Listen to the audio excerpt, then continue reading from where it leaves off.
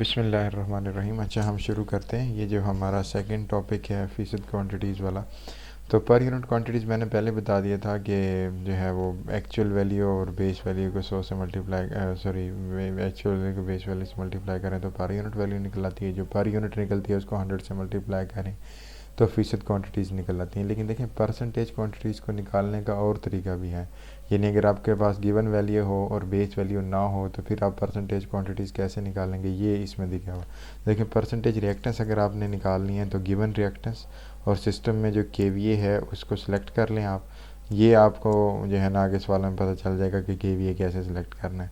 और 10 × kV system, तो ये उसी तरह से आपके पास जो है वो इक्वेशन आ जाएगी। तो ये परसेंटेज रिएक्टेंस निकालने का फार्मूला है। इसी तरह रेजिस्टेंस निकालेंगे तो रिएक्टेंस की जगह रेजिस्टेंस और बाकी हुई। देखें, ये आपको लग रहा होगा कि कहीं दूसरी जगह से आया फार्मूला, लेकिन अगर आप देखें तो ये वही फार्मूला है, आपने पढ़ा होगा। यानी R = P = V²/R। तो यहाँ पे अगर आप देखें तो ये वही फार्मूला है एग्जैक्टली, P = V²/R वाला। सही है। तो यानी पावर को जो है वो वोल्टेज से डिवाइड किया हुआ है और रिएक्टेंस को एक साइड पे रखा हुआ है। तो ये इस तरह से आपके पास फ़ीसद क्वांटिटीज़ आप जो है वो कैलकुलेट कर सकते हैं। तो ये आपके पास हो गया फार्मूले दोनों के। अच्छा देखें, फ़ी यूनिट और फ़ीसद सिस्टम के फ़वाइद क्या हैं। हम नॉर्मल वैल्यूज़ क्यों नहीं लेते। देखें, अब देखें, हिसाबी सवालात हल करने में आसानी होती है। यानी आपको जो है वो बजाय इसके कि एक जनरेटर है 6000 किलो केवीए का, दूसरा जनरेटर है 7000 केवीए का, तीसरा है 22000 केवीए का, तो अगर आप पर यूनिट वैल्यू उनकी निकालेंगे ना तो केवीए में एक निकलेगा जी 0.7 केवीए, यानी 0.7 पर यूनिट का जनरेटर है। एक निकलेगा 0.9। उससे आपको आइडिया होगा भाई, एक तो वैल्यूज़ कम हो जाएंगी और कैलकुलेशनें आसान हो जाएंगी। दूसरा जो है ना वो आपको आइडिया होगा कि कौन सा जनरेटर ज़्यादा है कौन सा नहीं। 3 फेज़ सर्किट में 3 फेज़ ट्रांसफार्मर के इक्विवेलेंट सर्किट की फ़ी यूनिट इम्पीडेंस दोनों तरफ बराबर होती है, चाहे कनेक्शन कोई भी हो। इसलिए देखें, यानी अगर आप नहीं कर रहे वो वैसे वो कर रहे हैं, यानी नॉर्मल सिस्टम यूज़ कर रहे हैं, पर यूनिट वाला नहीं कर रहे, तो इधर वाली प्राइमरी साइड पे कुछ और रिएक्टेंसेस हैं और सेकेंडरी साइड पे जो है ना और रिएक्टेंसेस हैं। लेकिन अगर आप पर यूनिट कर देंगे तो वो जो है वो बेस वाली से डिवाइड होके दोनों एक जैसी आ जाएंगी। अच्छा, आगे देखें, दोनों तरफ चाहे स्टार कनेक्शन है या डेल्टा कनेक्शन है तो ये पर यूनिट वैल्यूज़ हमेशा आपकी जो है ना वो बराबर आ जाएंगी। अच्छा, अब ज़रा देखें तो छोटी मशीनें जो है ना वो इसलिए बनाई जाती हैं जब आप सिस्टम में लगी एक्सल मशीनों को ज़ाहिर करती हैं। जब आप पर यूनिट में वैल्यूज़ ले आएंगे तो वो आपके पास वैल्यूज़ छोटी हो जाएंगी, इसलिए हमें उसको डील करना आसान है। इस तरह यानी आप देखें पूरी दुनिया से जो भी इक्विपमेंट बन के आता है उनकी वैल्यूज़ पर यूनिट में होती हैं। तो पर यूनिट में सारी इक्विपमेंट की वैल्यूज़ हों तो आपको समझना आसान होता है बजाय इसके उनकी एक्चुअल वैल्यूज़ की। और फ़ी यूनिट सिस्टम में जो है वो गलती के इम्कानात कम हो जाते हैं क्योंकि लाइन और फेज़ की वैल्यू यकसा रहती है। अगर आप नॉर्मल वैल्यू ले रहे हैं तो लाइन टू लाइन वोल्टेज और कैलकुलेट करने पड़ेंगे, लाइन टू न्यूट्रल वोल्टेज अलग से कैलकुलेट। लेकिन इसमें फ़ी यूनिट में एक ही वोल्टेज जो है वो आप उसके कलेक्ट कर यानी वो करते हैं, कैलकुलेट करते हैं, उसमें आपको आसानी हो जाती है। पॉइंट इस के कैलकुलेशनों में आसानी हो जाती है। दूसरा, आप कंपैरिजन कर सकते हैं। तो ये इसके फ़ायदे हैं पर यूनिट के और इसके। अच्छा, परसेंटेज रिएक्टेंस एट बेस के भी है, ये वाला देख लें ज़रा।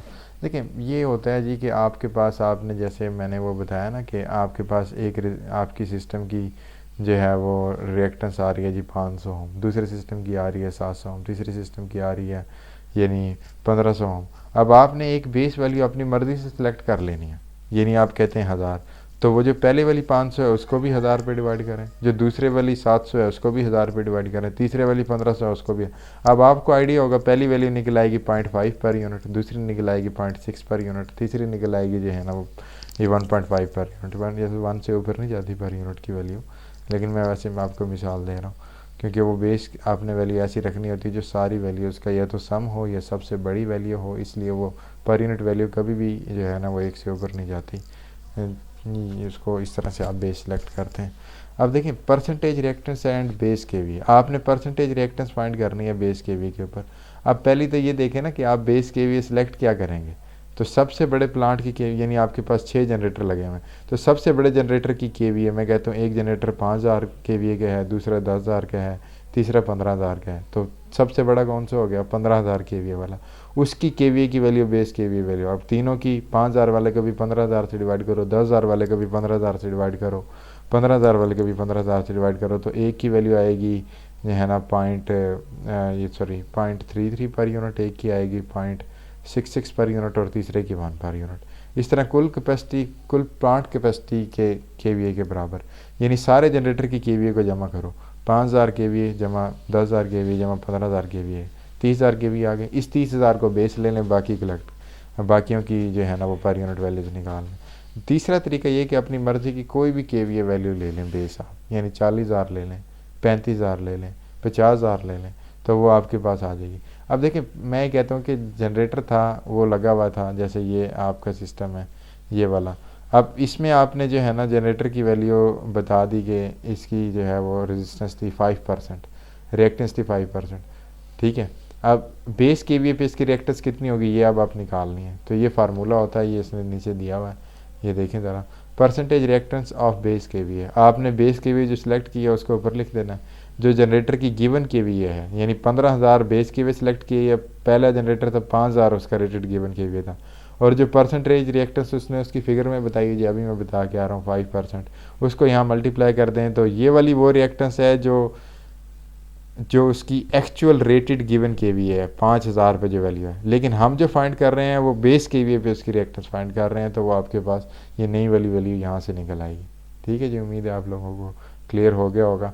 ये खुद सेलेक्ट करनी है, ये गिवन होगी, ये भी गिवन होगी, और ये आप निकाल रहे हैं नए वाली केवीए पे। अच्छा ये कैसे सिलेक्ट करनी है इसकी, ये तीनों जो है ना वो हैं पॉइंट्स के, कैसे इसको सिलेक्ट करना है आपने। अब ये देखें 1,000 केवीए के ट्रांसफार्मर की रिएक्टेंस 5% है, तो इसकी 2,000 तो बेस के भी हम इसकी 2,000 ले लेते हैं।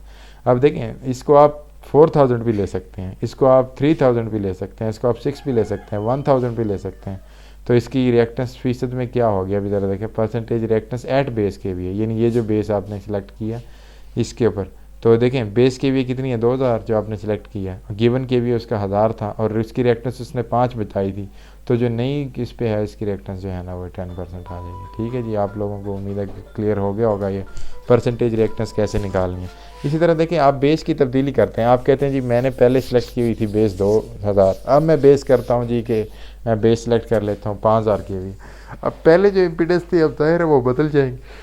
अब आपने इसको जो है वो सिलेक्ट करना है, तो इसको कैसे करेंगे, तो ये देखें यानी पर यूनिट इम्पीडेंस अगर आपने नए वाली निकालनी है, तो जो ओल्ड पर यूनिट निकली हुई है और जो न्यू बेस आपने सेलेक्ट किया है और जो ओल्ड केवी बेस आपने सेलेक्ट किया है, इन दोनों को मल्टीप्लाई करें। ओल्ड केवी इज़ वोल्टेज, ठीक है, और न्यू केवी बेस जो नए वाले वोल्टेज हैं, इसको आप ऐसे सेलेक्ट करके निकाल सकते हैं।